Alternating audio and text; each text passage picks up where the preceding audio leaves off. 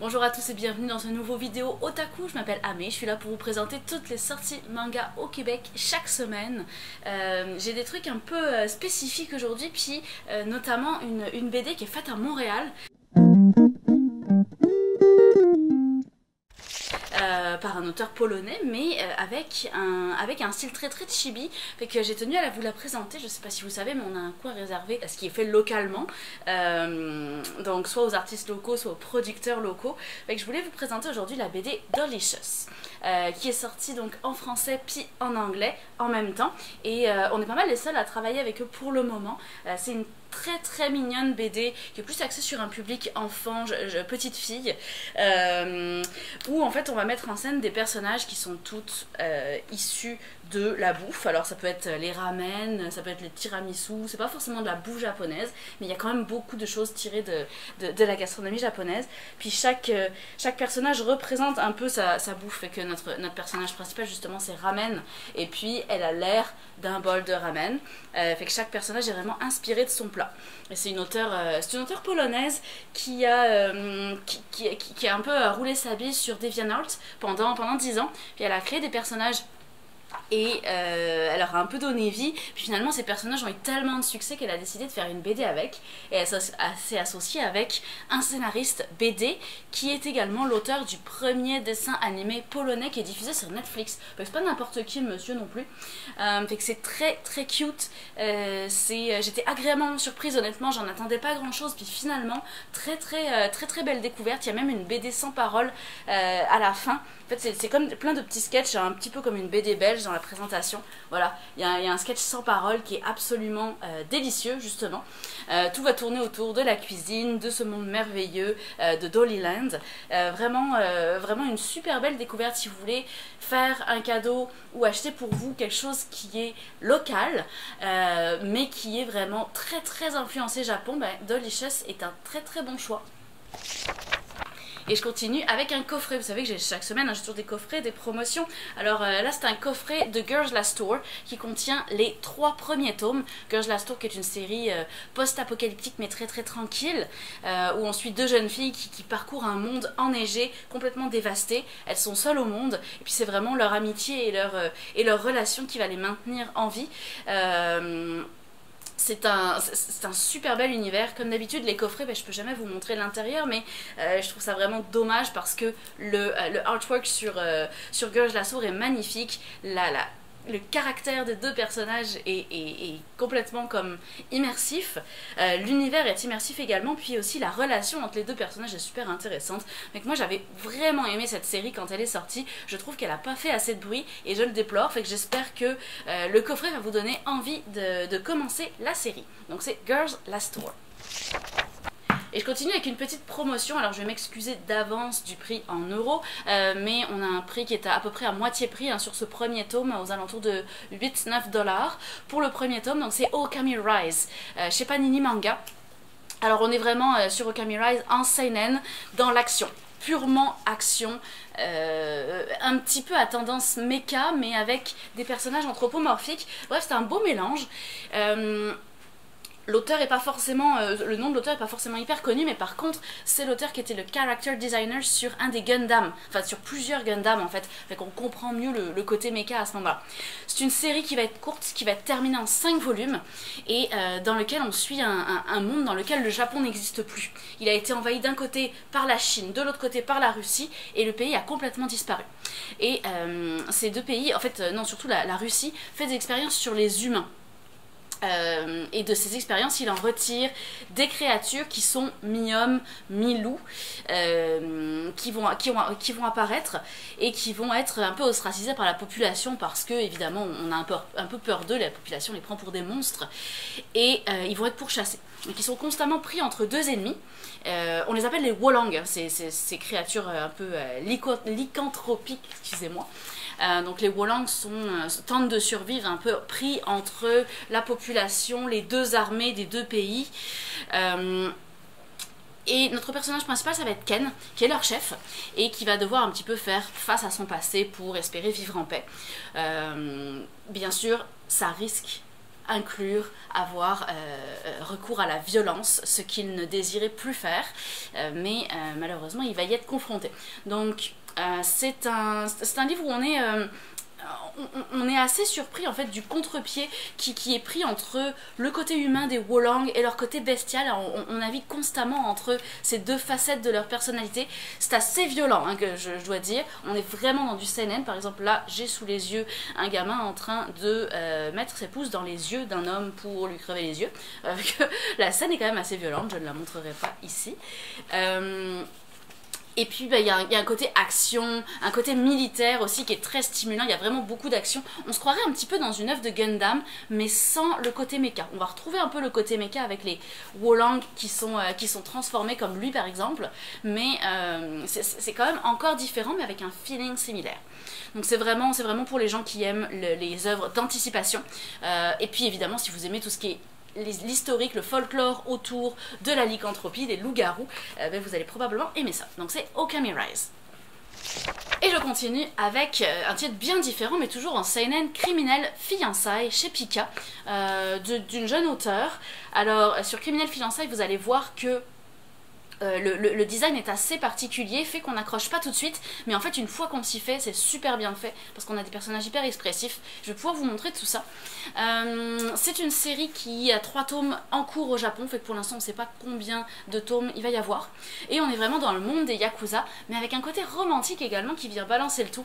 Alors on suit un clan qui souhaite un petit peu calmer la rivalité avec le clan opposé. Le chef de gang, qui est un grand-père, va donner sa petite fille en mariage, en tout cas la promettre au petit-fils du chef du clan adverse.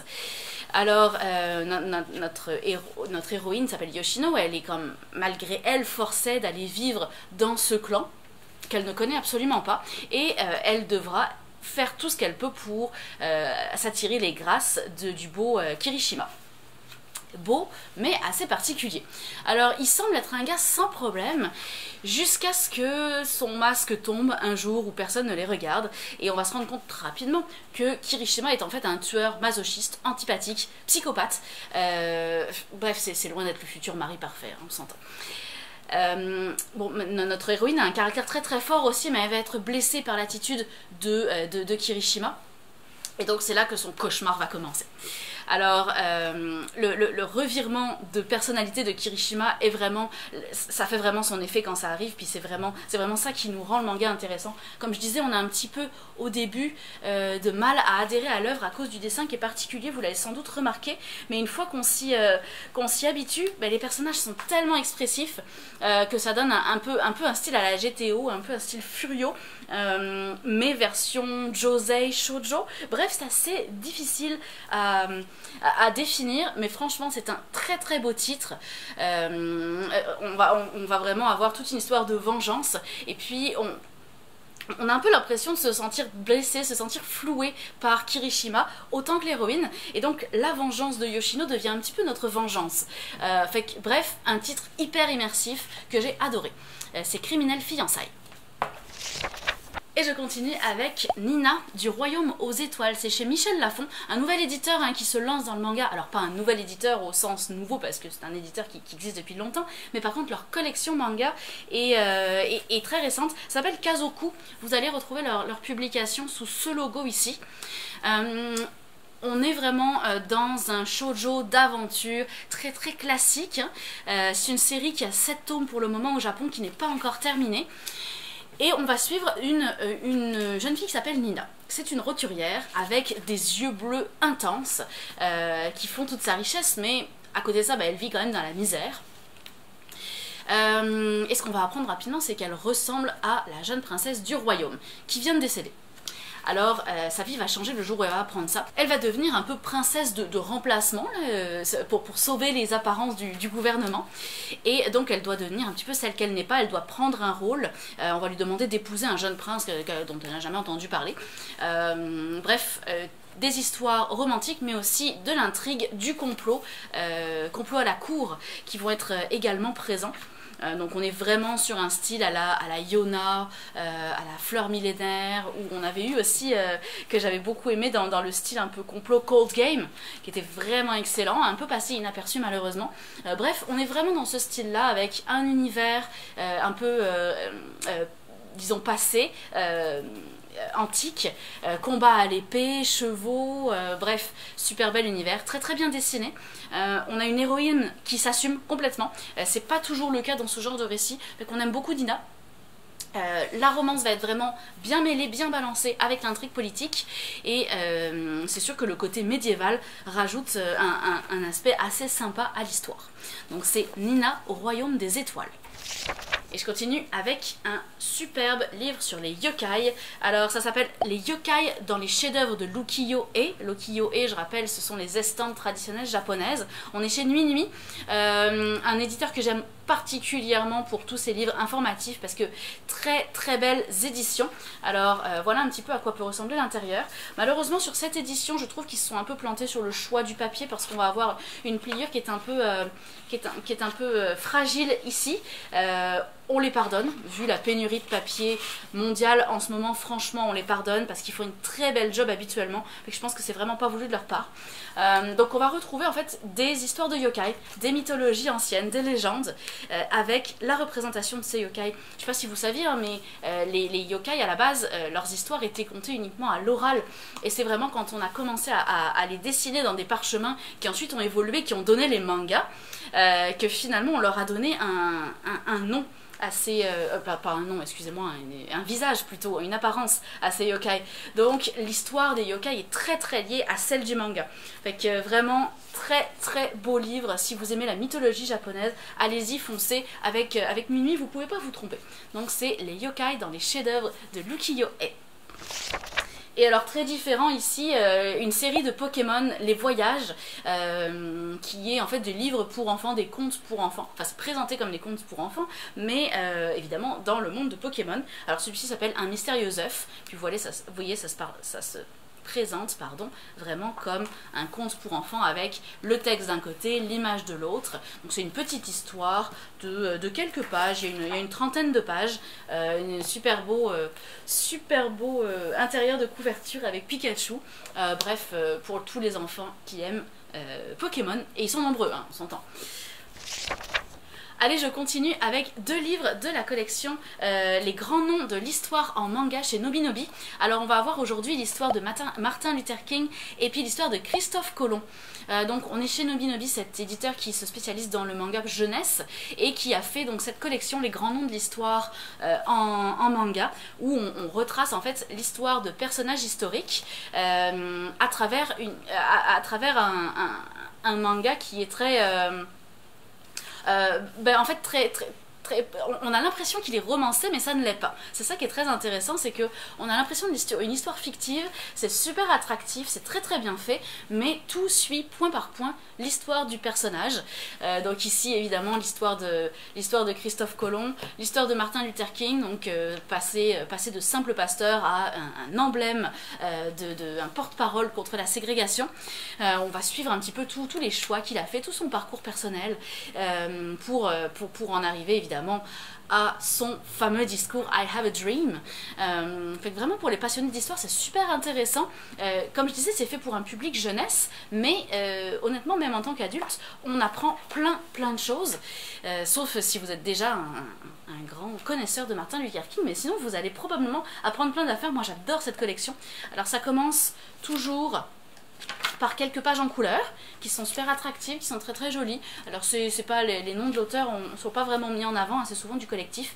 Puis à la fin, eh bien on va voir un petit carnet plus historique avec des explications, des timelines, des représentations dans l'architecture ici, ou des fois dans la peinture, ou en tout cas les arts en général. Fait que une très très belle collection. Donc Christophe Colomb, Martin Luther King. Et je continue avec un titre que vous connaissez tous, ça vous parle, j'en suis certaine, c'est Alice in Borderland et c'est le spin-off Retry. Donc on avait adoré la série Alice in Borderland quand elle était sortie, une série survival. On est chez Delcourt Tonkam, on est bien sûr comme je disais en survival pur et dur. La série a été rendue très populaire par son adaptation Netflix, mais c'est une série qui a quand même quelques années. Alors ici avec Retry, qui est une série qui va être terminée en 2 volumes seulement, on resuit à nouveau un Alice, parce que je reprécise que Alice est un gars et non pas une fille, donc on reçoit à nouveau un Alice qui est devenu adulte et qui mène une vie paisible. Alors il va bientôt être père, tout se passe bien dans sa vie jusqu'à ce qu'il y ait un incident. Alors il y a un incident, il essaye de sauver quelqu'un qui va être pris dans un accident de voiture, et puis finalement quand il se réveille dans un décor qui lui rappelle un petit peu quelque chose malheureusement. Et ce décor, c'est tout simplement le décor de Borderland, donc un Shibuya rempli de végétation, complètement désert, à l'exception d'un parc d'attractions, bien sûr.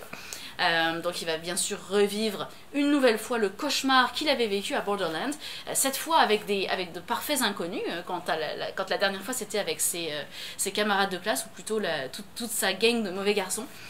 Donc évidemment la question va être, est-ce qu'il va à nouveau arriver à sortir vainqueur de ces jeux mortels. Alors il a pas mal changé d'attitude, hein. Il a vieilli, il a maturé, il a plus du tout le même esprit qu'au tout début, il est beaucoup moins combatif, mais peut-être que c'est ça justement qui va l'aider à s'en sortir. Alors on accroche dès les premières pages, hein. Si vous avez aimé la série originale, vous allez aimer Retry. Tiens, je vais vous montrer un petit peu l'aspect de quand ils arrivent, c'est assez cool. On va avoir des jeux qui vont poser plein de questions d'ordre un peu philosophique finalement, un peu d'ordre moral. C'est assez compliqué à résoudre, un peu à la Liar Game. Donc si vous aimez le survival mais avec des énigmes, vous allez aimer ça parce que oui, il va y avoir le côté action, mais le côté énigme est encore plus prépondérant que le côté action. Donc c'est Alice in Borderland Retry. Et je continue avec un yaoi tout public qui s'appelle Anti-Romance. Super beau cover, même intérieur de couverture très beau également. Ça fait voyager au Japon, sérieusement. Alors dans Anti-Romance, on suit, c'est une série, on suit deux garçons qui sont des amis d'enfance, qui ont été à l'université ensemble, puis à la fin de l'université, ils ont commencé à se mettre en coloc par commodité. Et puis finalement, 6 ans plus tard, ils en sont toujours là, pas de blonde, rien, pas grand chose qui se passe dans leur vie.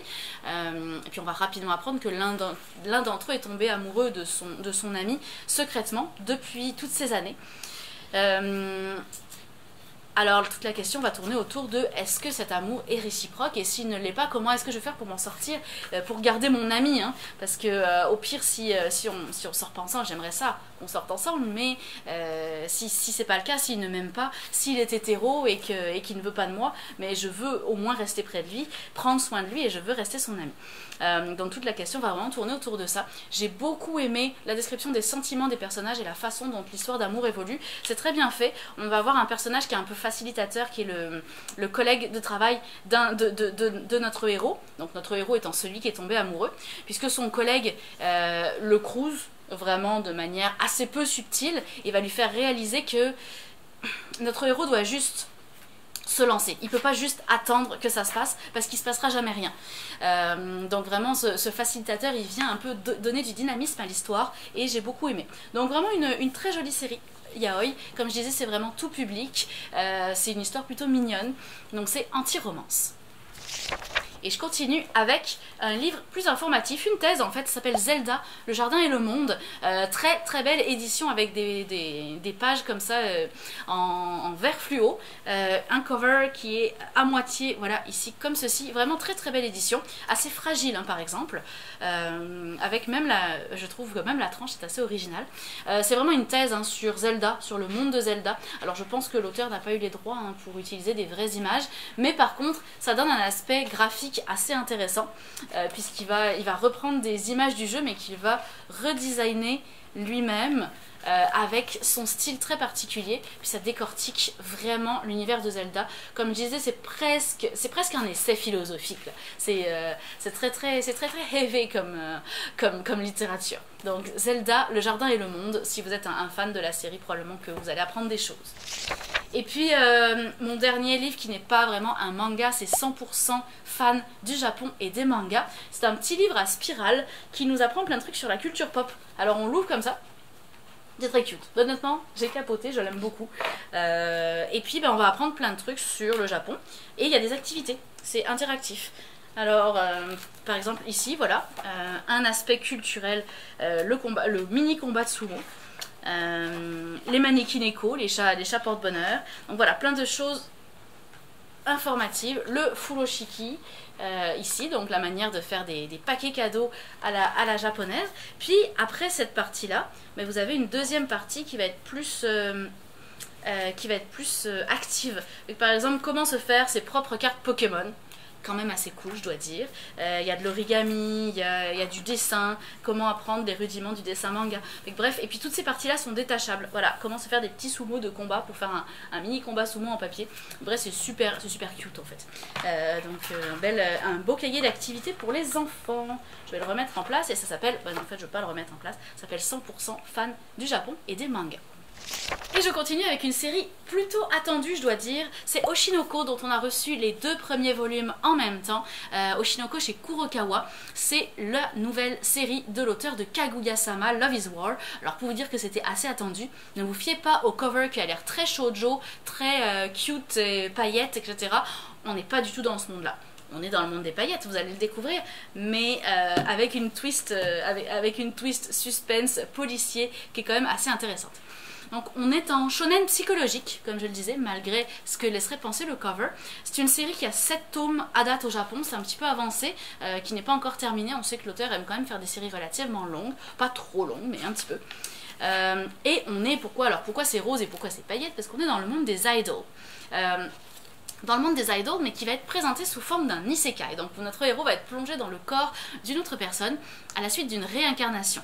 Donc notre héros est un gars d'une trentaine d'années qui est chirurgien et qui un jour a eu comme patiente une jeune fille qui avait une maladie juvénile et puis malheureusement il n'a pas réussi à la sauver. Cette jeune fille est décédée prématurément. Il a beaucoup de difficultés à s'en remettre et cette petite fille elle était fan d'une idol en particulier qui s'appelle Ai Oshino. Et un jour, donc lui depuis en fait il a développé un fanatisme total pour cette idol il essaye de se redonner un peu goût à la vie en suivant son parcours. Puis un jour la jeune fille arrive, elle est enceinte et elle arrive dans son hôpital pour que ce soit lui le médecin qui va la faire accoucher. Fait que là il est comme un peu surpris puis en même temps super excité, en même temps super stressé d'accoucher la jeune fille qu'il adule autant. Il sait aussi que être enceinte pour une idol à 18 ans c'est un petit peu problématique pour le monde du showbiz. Fait qu'il sait que ça va pas se passer comme ça, qu'il va y avoir des jeux politiques derrière. Bref, il accouche sa patiente qui accouche de jumeaux et lui le même soir il se fait agresser dans un parc et il se fait assassiner. Au moment où il se fait assassiner, il revit dans le corps d'un des 2 jumeaux, le petit gars. Et il va se rendre compte que sa sœur jumelle est aussi une adulte qui s'est réincarnée. Alors il va chercher un petit peu à savoir qui est cette jeune fille. Donc l'histoire va commencer là. Donc c'est pour ça que je disais que ça ressemble un petit peu à un isekai. Et puis tout simplement il va essayer de passer sa vie à déjà profiter de sa mère, hein, dont il était quand même un fan absolu, mais aussi surtout à essayer de faire en sorte que sa sœur devienne elle aussi une star du showbiz afin de réaliser le rêve de sa mère qui n'a pas pu continuer dans le métier du fait qu'elle avait des enfants. Donc vraiment il va y avoir plein de à la fois ce côté suspense avec un peu enquête, un peu isekai, le côté de la vengeance qui va être hyper présent et en même temps un aspect très social avec le monde très dur du showbiz, des idols, le fait qu'on montre que ça a l'air super dur d'élever des enfants quand on est très jeune et quand on est une mère célibataire au Japon. Bref, il y a plein de thématiques comme ça qui sont abordées, mais en même temps c'est une œuvre qui est vraiment plus le fun qu'autre chose. Un petit peu de fanservice, l'auteur aime bien ça, mais pas trop quand même, c'est très léger, fait qu'on aime ça. Le début est assez lent, hein. Vous allez voir que ça prend du temps avant qu'on arrive à la scène de la réincarnation. Et au début ça paraît assez léger parce qu'on est dans le monde des paillettes, des idols, mais en fait ça va devenir assez sombre un petit peu dans le style de Kasane. C'est vraiment une très belle découverte que j'ai beaucoup aimée. Donc Oshinoko, vous avez les deux premiers volumes pardon, qui sont sortis à date. Et je continue avec un shoujo, un vrai cette fois, qui s'appelle Sans complexe. Sans complexe, point d'interrogation. Alors oui ou non, on va le découvrir. On est chez les éditions Akata. On est un shoujo psychologique et on veut vraiment apporter une réflexion sur le fait de vivre sa vie sans se complexer, sans le regard des autres. Et pour ça, en fait, on va mettre en scène une héroïne qui est un peu ronde et qui l'assume. Alors qui l'assume, mais jusqu'à un certain point, vous allez le voir. C'est une série très courte, ça va être terminé en 3 volumes. Et donc on suit Tsubomi, qui au début du manga vit très mal sa vie. Elle n'a aucune motivation, elle paraît n'avoir aucun avenir, elle n'a pas vraiment de rêve ou de passion non plus, et surtout elle sait absolument pas comment interagir avec les hommes, elle est un petit peu poche avec ses sentiments, il faut le dire. Puis elle va rencontrer 2 gars de son âge, Shiro et Nasukawa, qui vont un peu bouleverser sa vision du monde. Alors, on n'est pas ici dans un triangle amoureux, mais dans un manga où finalement elle va se lier d'amitié avec le premier.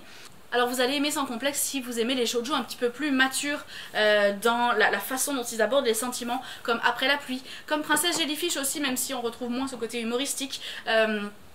Comme beaucoup de shoujo qui veulent sortir un peu du cadre et nous amener à une réflexion supplémentaire. Avec très belle découverte encore, Sans complexe. Et je continue avec un autre manga très attendu. Il s'agit de Elle et son chat, qui était sorti il y a déjà quelques temps en anglais. On est chez Pika. C'est vraiment un seinen de tranche de vie très très calme, et c'est un one shot.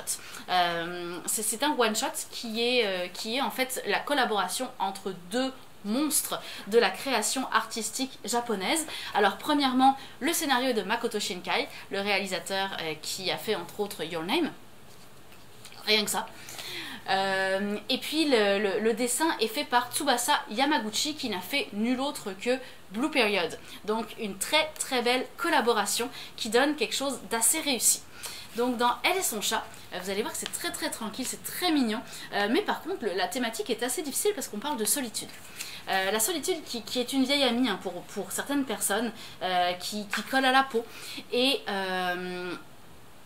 la solitude de notre héroïne va être racontée vue des yeux de son chat. Vraiment la manière de raconter l'histoire est très très originale. C'est un petit chaton qu'elle a trouvé un jour, un chat errant qu'elle a adopté, et qui est tombé amoureux de sa maîtresse. Littéralement, il n'a Dieu que pour elle. Et il va être un petit peu le spectateur des aléas de la vie de notre héroïne. Notre héroïne qui n'a pas de nom, hein, vous le verrez, c'est elle, tout simplement. Elle a le chat qui ne comprend pas le langage humain et ne comprend pas non plus les relations humaines, et ne comprend pas la tristesse de sa maîtresse, voudrait pouvoir l'aider, mais ne peut rien faire parce qu'il n'est qu'un chat. Et bien tout simplement, il appelle sa maîtresse elle.